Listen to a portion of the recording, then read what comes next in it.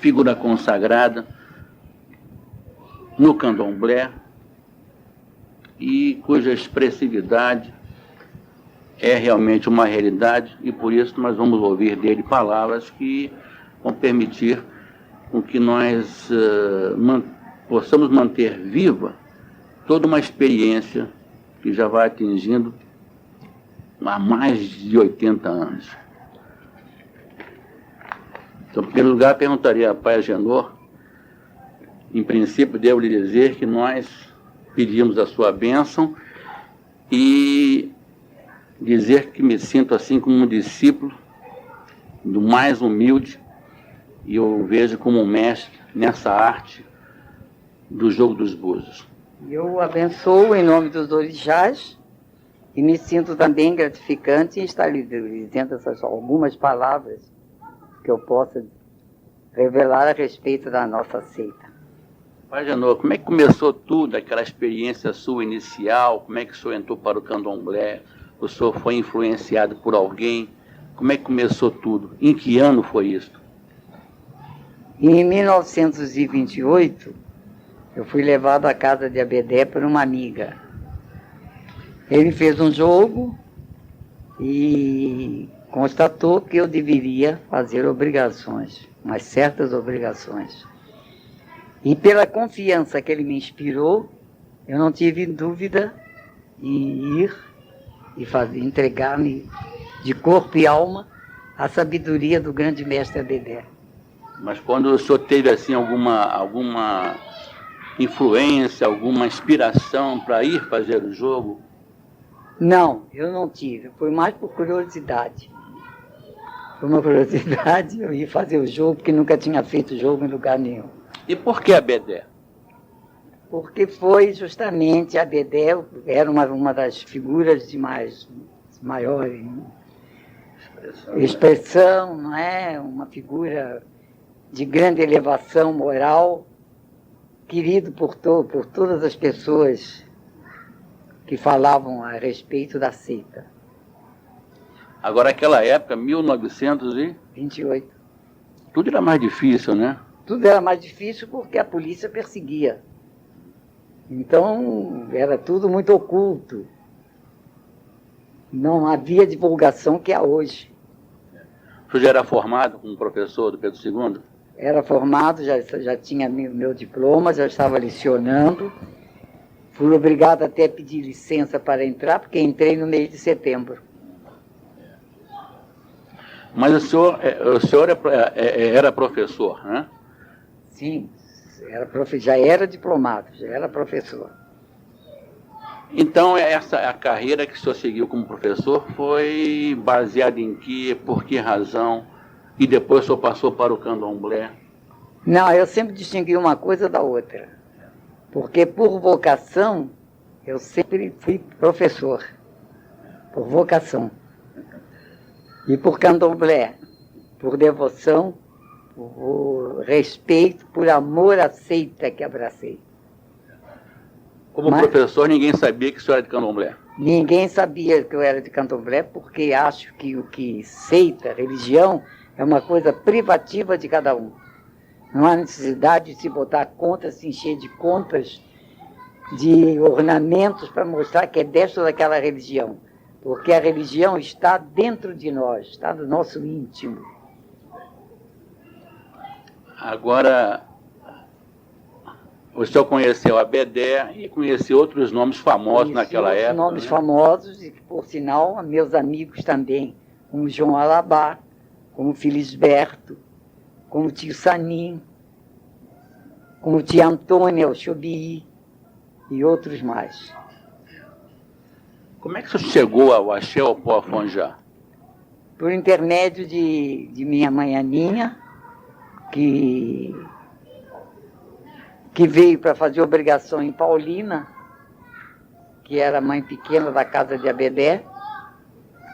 Então, tivemos uma verdadeira apresentação, como se já nos conhecêssemos há muitos e muitos anos. Houve assim, afinidade, não é? Houve uma grande afinidade entre nós dois. Depois, mais tarde, por morte de Abedé, ela também fez uma obrigação para mim e começou então uma aprendizagem, porque o que eu sei de jogo, o que eu aprendi foi com ela. Sobre o jogo vamos chegar mais adiante. Como é que era a mãe Aninha? Era uma figura extraordinária, de uma simpatia irradiante e de uma sabedoria muito grande. Uma mulher inteligente, de fibra, respeitada por todos e, por que não dizer, amada por todos. O senhor foi feito e como é que chegou essa inspiração para a arte do jogo de búzios? Porque quando minha mãe Aninha fez o primeiro jogo para mim, viu que eu trazia o dom de Oluô. E ela mesma fez questão de me preparar para tal. Como é que é esse dom de Oluô que o senhor disse agora? Diz ela que eu nasci, que eu trouxe uma dádiva divina de Fá para aprender a adivinhação. Porque até então eu nem sabia que Fá era o Deus da adivinhação. O senhor sempre foi uma pessoa assim com muita intuição antes de Bom, ter intuições feito... sempre tive. Sempre tive muitas intuições e todas elas verdadeiras. Por isso acatadas por todos esses grandes vultos da seita. E o senhor optou agora então pelo jogo, não é isso? Me dediquei completamente ao jogo. Porque acho que quando se tem uma missão de adivinhar a vida dos outros, de levar uma palavra de conforto àqueles que sofrem, não se pode estar, como se diz, não se pode estar modificando com outros argumentos, né? Quer dizer, o senhor quando passou a exercer a tarefa de jogar búzios, o senhor não sofreu nenhuma influência de outras pessoas que jogavam? Não. O aprendizado que o senhor teve foi através de mãe Aninha? Foi só através dela. Agora, um babalaô, quando faz um jogo, ele também, nem tudo é o jogo, existe aquele bom senso, o critério, não é isso? Sim, existe naturalmente. Uma criatura de cultura tem que ter muito mais facilidade num jogo do que aquele que não tem. Porque entra aí também a parte psicológica. Exatamente. O senhor, quando conversa com uma pessoa com jogos, o senhor vê a pessoa, as reações das pessoas, não é isso? Claro. Tudo isso e eu ajuda sou uma bastante. criatura que, para mim, não acho faixa etária. Eu me dou com todos, compreendo todos, porque acho que cada um tem a sua fase de mocidade, cada um tem a sua fase etária correspondente. O senhor é procurado por sem número de pessoas ao longo dos anos, desde o mais simples Abiã até o mais ilustre Alorixá. Como é que o senhor se sente diante desse trabalho que o senhor exerce? Não, me sinto muito simples, porque acho que estou a serviço dos orixás e, como tal, só me sinto gratificante de poder estar em contato com tantos ilustres colegas. Você é uma pessoa que joga para escolher quem vai dirigir uma casa. Isso é muita responsabilidade. É realmente muita responsabilidade, mas quando se fia nos orixás, quando se tem os orixás como determinantes, tudo se torna fácil. O senhor jogou para a mãe menininha, né? O senhor jogou recentemente para a posse do Engenho Velho, né? Sempre fui o Oluô de menininha do Cantuá. Ela não queria outra pessoa para julgar para ela. Como é que o senhor vê a mãe menininha do Cantuá como uma Yalorixá? Como a maior das orixás até hoje conhecidas. E uma figura, eu talvez seja suspeito por ser muito amigo, sempre fui muito amigo, e até hoje ainda choro a sua falta. O senhor conheceu grandes Yalorixás do seu tempo, né? Nós tivemos grandes nomes, não é isso? No Brasil todo, né? Conheci grandes, sim. Tia Maci, não é isso? Tia Maci, Manhaninha, Senhora, a Tia Neném, em Angola, que foi uma grande sumidade, Tia Pulquéria, e outras mais que não me falha agora a memória. Aqui no Rio de Janeiro? No Rio de Janeiro tivemos Ontinha, Gege, temos Regina de Iemanjá, Bombochê, temos Dila, temos e muitas outras. Para não... São muitos nomes, não é isso? Para nós lembrarmos, a verdade é essa. Bom, pai Agendor, muita gente, todos têm o desejo de jogar búzios, abrir suas casas, né? E isso não é tarefa fácil. À primeira vista parece ser fácil, mas não é. Como é que se descobre esse dom? Quem dá esse dom para abrir uma casa, para jogar búzios? Bom, deveria ser um Oluô que fosse consultado. Mas, infelizmente, a vaidade não deixa que se procure um Oluô para se consultar. É difícil ter um terreiro, uma casa aberta. A responsabilidade de um jogo, porque isso vai interferir, inclusive, na vida da pessoa. Na vida da pessoa, e o jogo é tudo. Porque uma casa sem jogo não pode determinar coisa nenhuma. Quem determina até os orixás que tem que ser feito nos abiãs é o próprio jogo. Então o jogo torna-se importantíssimo dentro de uma casa de orixás. E, ao mesmo tempo, um babalaô também, ele tem aquela tarefa de impedir que as coisas ruins atinjam as pessoas. Então, ele está sempre naquele estado de vigília, né? De vigília, está sempre de vigilante. Bom, pai, muito se fala, o jogo de búzios é uma arte muito explorada. Às vezes, tem pessoas que não têm condições de exercer a função. O senhor sabe muito bem disso. Tanto que o senhor é procurado por essas pessoas que se dizem oluôs, que jogam búzios para jogar. E muito se fala agora em Odu negativo, afastar o Odu, assentar o Odu. Só acha certo? Eu acho esse caso de Odu um caso muito sério, muito difícil, e que atualmente está muito mal empregado, muito mal manejado. Mas está muito explorado. E muito explorado. Porque hoje todos conhecem Odus, até seitas que não têm Odus passaram a ter.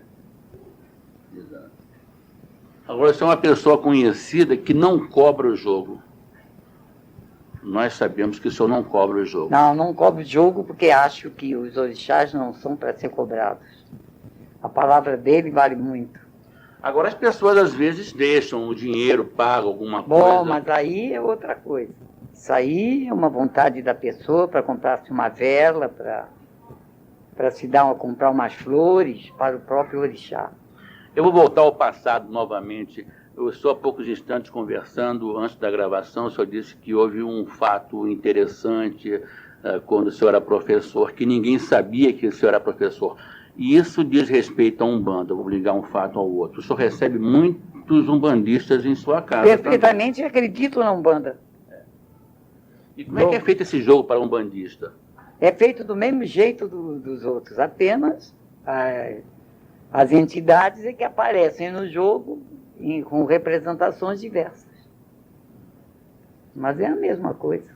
Mas o senhor lembrou um fato em que ligou assim a atuação de um caboclo, de uma entidade, que revelou que o senhor era também do santo ao tempo que o senhor é professor. Não é isso? Ninguém sabia, mas... Não, ninguém sabia. Como é que foi isso? Conta pra gente essa história. Não, nós nas férias visitávamos, os professores visitavam uns aos outros. E eu indo à casa de um professor visitar, chegando lá, chegou um senhor também que eu não conhecia, nunca tinha visto, fui apresentado na hora. De repente ele começou a se queixar que estava sentindo uma friagem muito grande. E eu, na minha ignorância, ainda aconselhei-o que tomasse um remédio para a gripe, que diante do calor, ele sentindo frio, só podia ser um estado gripal. Qual não foi a minha surpresa, quando esse senhor se manifestou, E a entidade disse que o frio que estava sentindo era por minha causa e que eu era feito. E deu todas as determinações que só eu sabia no momento. Então eu tenho que acreditar também na Umbanda e respeitá-lo e sempre citar esse fato porque é verdade.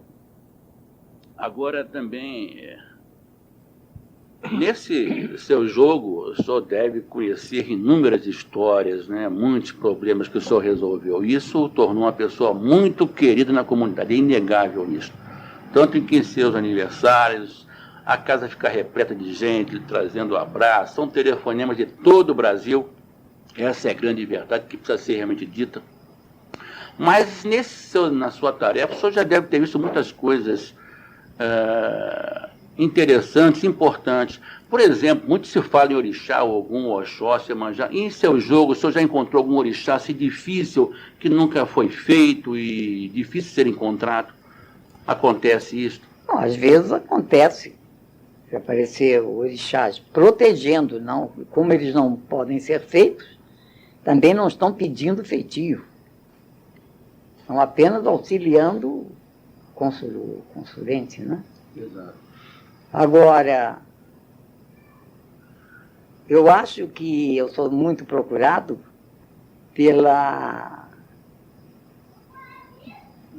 porque não relato fato nenhum das pessoas que aqui vêm julgar. Quando acaba o jogo, acaba também o assunto. Aliás, esse que realmente é o grande papel do Oluo, não é isso? Porque o Oluo, naquele momento, se torna um confidente da pessoa. Confidente. Não é isso? Mas nós não temos o direito de revelar essas confidências. E o mal que diz por aí é porque a maior parte revela. É verdade. E então perdem também muito da força que deveriam ter.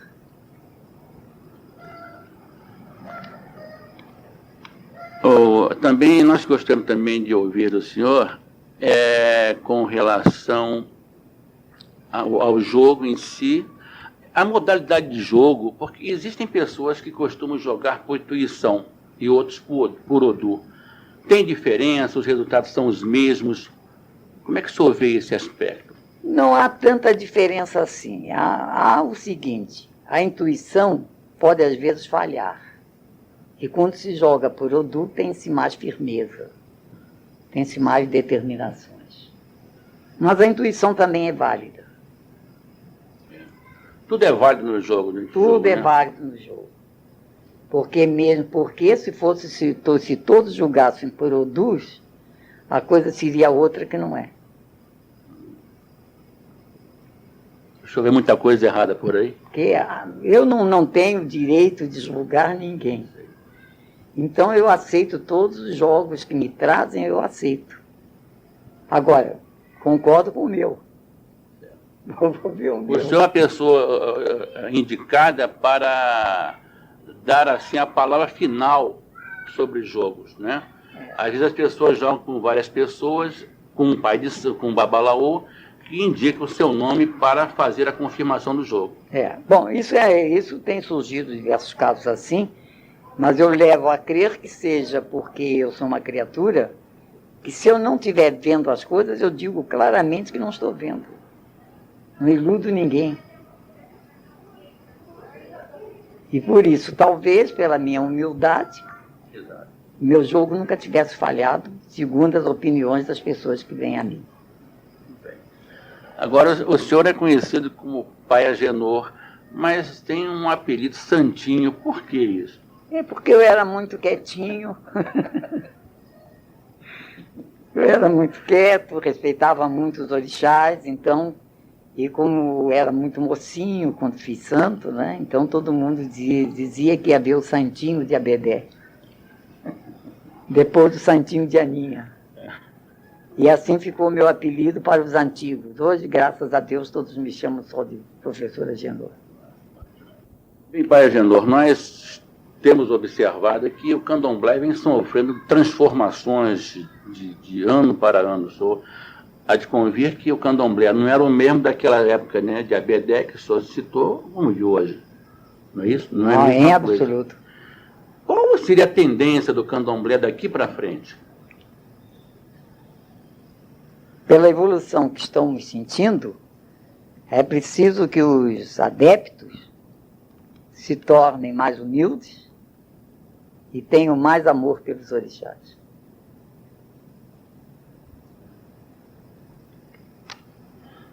É a mensagem que se dá, né, do candomblé. Mas essa tendência de modificar-se, de se transformar, muita gente abre casas de candomblé, às vezes, sem condições para tal. O senhor acha que quanto maior o número de casas de candomblé é melhor do que poucas casas? Não, eu acho que é preferível poucas casas boas, que conservem as suas raízes, do que muitas casas esquecendo das raízes, esquecendo da sua origem e sem aprendizagem. Você é uma das poucas pessoas que possui cargo numa das 3 mais importantes casas de candomblé do Brasil, que é o Gantuá, o Opó Afonjá e o Engenho Velho. Não é isso mesmo? É verdade. Tenho o cargo nessas 3 casas. Fui confirmado por Menininha do Cantuá, fui confirmado por Tia Maci, fui confirmado por Aninha, fundadora do Axé do Opó Afonjá. Esses cargos diz respeito a que função, a que atividade? No Cantuá, como uma criatura filha do rei. Foi dado, filho do rei, que foi dado por Menininha, né? No Engenho Velho sou Ibalogum. E no Opó Afonjá sou Oluô do Axé. O senhor recentemente jogou para o Engenho Velho para escolher a assessora de Marieta, não é isso mesmo? Marieta, há muitos pedidos, cartas e mais mensagens do Engenho Velho para que eu comparecesse, para que fizesse esse jogo. Imediatamente parti para a Bahia e no dia 28 de fevereiro fiz o jogo, que foi determinado então Altamira para a mãe da casa. Por que ela é a escolha? Aliás, no meu entender, foi uma escolha de bom senso, né? Realmente uma pessoa que merecia, né? Eu poderia falar sobre isso. Eu não conhecia, não tinha nada a ver, mas o jogo manifestava que era uma filha do Oxum e que não estava presente. E a única filha do Oxum que não estava presente foi a Altamira. Mandamos chamá-la e ao chegar, e quando eu participei, que o jogo tinha determinado para que ela fosse a Ialorixá do Engenho Velho, ela não pôde responder se aceitava ou não, porque o Oxum respondeu por ela. Foi a confirmação, né? Foi a confirmação.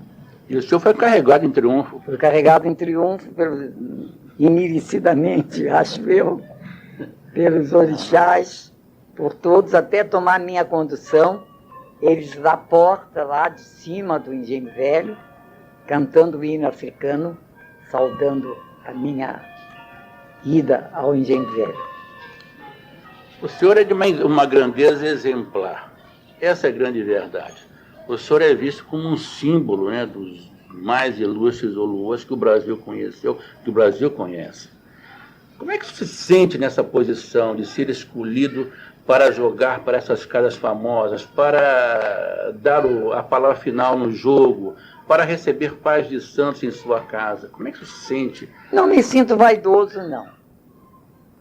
Me sinto feliz, porque isso eu acho que é um trabalho todo dos orixás. Eles é que me dão essa força, essa determinação, e faz com que as pessoas tenham esse respeito e esse carinho por mim e venham até ao meu jogo. O senhor, quando começou, não tinha essa pretensão? Em absoluto, não tinha pretensão de nada, apenas amar o meu orixá. Mas quando o senhor começou a jogar e ver o seu trabalho, porque o senhor sentia também que as coisas estavam correndo bem, as respostas dos jogos estavam não sendo... posso me queixar do feitiço de santo, tudo que eu tenho devo a eles, sou muito feliz. Respeito muito e, com sinceridade, me sinto feliz por ser um Olorixá. Mas eu gostaria, o senhor é homem de candomblé, mas eu gostaria que o senhor falasse também como é que o senhor vê a religião para a evolução do ser humano. Para a evolução do ser humano, eu acho que, acima de tudo, deveria haver mais união, que não existe. Deixarmos esse negócio de achar que só uma seita que é boa, que a outra não vale nada, botar defeito em todos os seus dirigentes. É preciso que haja mais união, mais respeito e mais amor para que haja maior confraternização. Naquela época que o senhor começou, a religião era perseguida, e muito, né? Muito perseguida. E ela continua perseguida. Continua perseguida de um modo diferente, mas continua. Mas, no entanto, pela sabedoria dos grandes mestres daquela ocasião, como Abedé, Alabá, Felisberto e outros mais, venciam a própria polícia. Pela fé, pelo respeito, pelo amor que eles se dedicavam aos orixás. E a falta de compreensão da nossa religião é que faz com que outras religiões oponentes continuem a nos criticar pelo rádio, pelos jornais, sem saber a grandeza da religião de orixá, não é isso? É, porque a maior parte não conhece a própria filosofia africana, que é grandiosa. É isso aí. Essa falta de conhecimento, o senhor não acha que deveria haver, assim, uma maior divulgação desses valores, né? Devia, mas infelizmente não aceitam. Infelizmente as pessoas de Candomblé são muito adversas a isso. Ao estudo, ao à estudo, à pesquisa, a receber orientações de quem sabe mais um pouco do que eles. Eles não aceitam pela vaidade. Então, o dia que essa vaidade desaparecer, o Candomblé também terá outra pujança. O senhor verifica que o Candomblé é tão estudado, gente estrangeira vem para o Brasil estudar o Candomblé. Vem pesquisar o Candomblé aqui. Hoje quase que as teses de mestrado são baseadas no Candomblé. Exatamente. Então, veja o valor que nós que somos do Candomblé estamos deixando de evidenciar. Por causa da vaidade. A falta de interesse, realmente, não é isso? É, vaidade. É. Falta de interesse. Já não quero dizer que seja falta de cultura. Tudo bem. Eu gostaria agora que o senhor desse assim, uma mensagem final para as Ialorixás, os seus amigos, seus filhos, seus irmãos, né? De todas as religiões, Umbanda, Candomblé. Qual seria essa mensagem que o senhor daria para todo esse povo? Eu pediria a todos que se unissem com muita humildade, com muito amor aos orixás, para que o nosso panteão fosse cada vez mais elevado.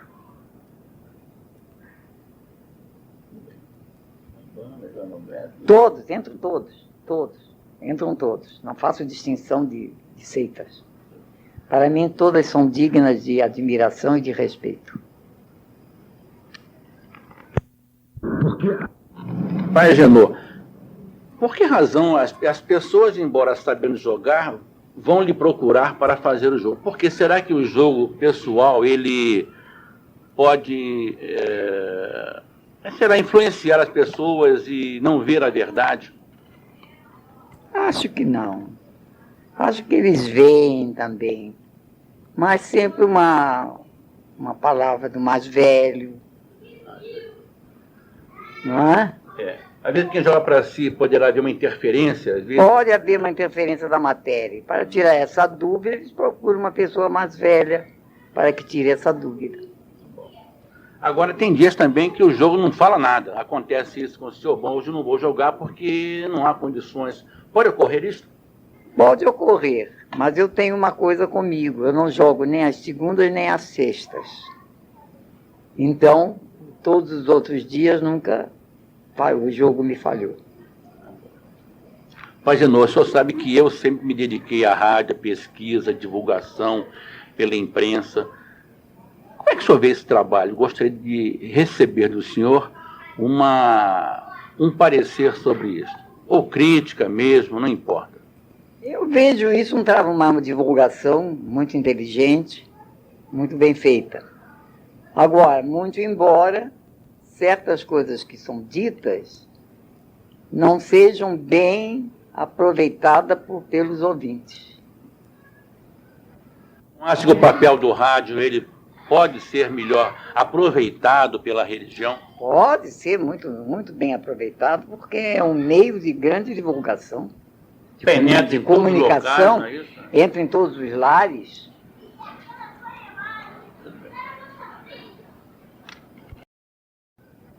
Acho que o papel do rádio ele pode ser melhor aproveitado pela religião? Pode ser muito bem aproveitado, porque é um meio de grande divulgação, Penetra de em todos os comunicação, locais, não é isso? entra em todos os lares.